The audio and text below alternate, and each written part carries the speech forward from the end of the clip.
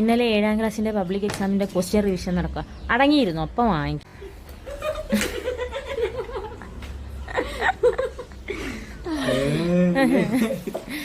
ഇത് ക്വസ്റ്റ്യൻ കണ്ടോ?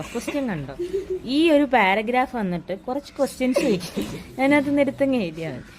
എന്താണെന്നറിയാമോ? വെള്ളത്തിൽ നടന്ന് ഇരതേടുന്ന പക്ഷികൾക്ക് പൊതുവായ ചില ശാരീരിക പ്രത്യേകത. ഇതിൽ ഏറ്റവും പ്രധാനം നീണ്ട കാലുകളും നീണ്ട കഴുത്തുകളുമാണ്. ജലക്കെട്ടുകളിൽ നടന്ന് ഇരതേടുന്നതിന് നീണ്ട കാലുകൾ സഹായിക്കും. ജലജീവികളെ വലിയ ആയാസം. ഇത്ര മതി. ഫസ്റ്റ് ക്വസ്റ്റ്യൻ, പക്ഷികളുടെ നീണ്ട കാലും കഴുത്തും എന്തിന് സഹായിക്കുന്നു? 1ാം ക്ലാസ്സിലെ കൊച്ചു കുട്ടികളടുത്ത് ചോദിക്കുന്ന ക്വസ്റ്റ്യൻ.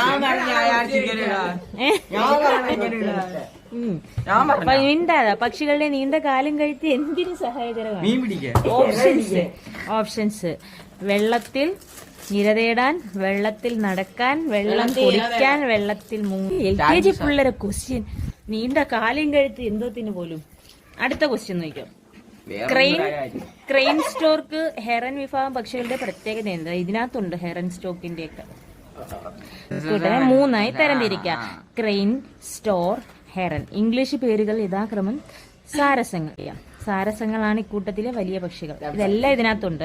ക്രെയിൻ, സ്റ്റോർ, ഹെറൻ വിഭാഗം പക്ഷികളുടെ പ്രത്യേകത എന്ത്? ഒരു കൊച്ചു പാരഗ്രാഫും തന്നിട്ട് അതിനകത്ത് ഉത്തരവും തന്നിട്ട് ഓപ്ഷനും തന്നിട്ട് ഇതിൽ തന്നെ കിടപ്പുണ്ടെല്ലാം. ഇതൊക്കെ എടുത്ത് എഴുതാം. എന്നാലും മലയാളത്തിന് മാർക്ക് കുറവ്.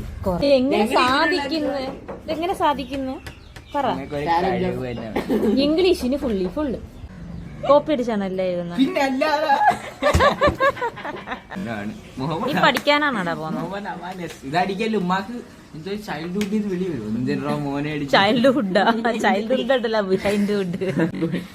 അടുത്ത നോക്കിയോ. ഒരു കത്ത് എഴുതാൻ പറയുക. അതായത് ഇതര സംസ്ഥാന തൊഴിലാളികൾ വന്നിട്ട് പുഴക്കകത്തുനിന്ന് മീൻ പിടിച്ച് കലക്കി മൊത്തം വിഷം കലക്കിയിട്ട് അവരങ്ങ് പോയി. പൊതുജന ശ്രദ്ധയിൽ വരുന്നതിനായി പഞ്ചായത്ത് പ്രസിഡന്റിന് കത്ത് എഴുതുക. എഴുത്. പഞ്ചായത്ത് പ്രസിഡന്റിന് കത്ത് എഴുതറാ. പഞ്ചായത്ത് പ്രസിഡന്റിന് നിങ്ങൾക്ക് സുഖമാണെന്ന് വിശ്വസിക്കുന്നു.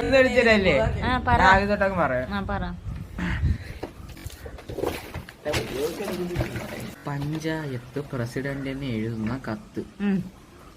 പ്രിയപ്പെട്ട പഞ്ചായത്ത് പ്രസിഡന്റിന് സുഖമാണെന്ന് വിശ്വസിക്കുന്നു. അപ്പൊ നമുക്ക് അങ്ങോട്ട് തുടങ്ങാം. വേറെ രാജ്യത്തുള്ള ആൾക്കാർ നാട്ടിൽ വന്ന് വേറെ സംസ്ഥാന ഇതര സംസ്ഥാന തൊഴിലാളികൾ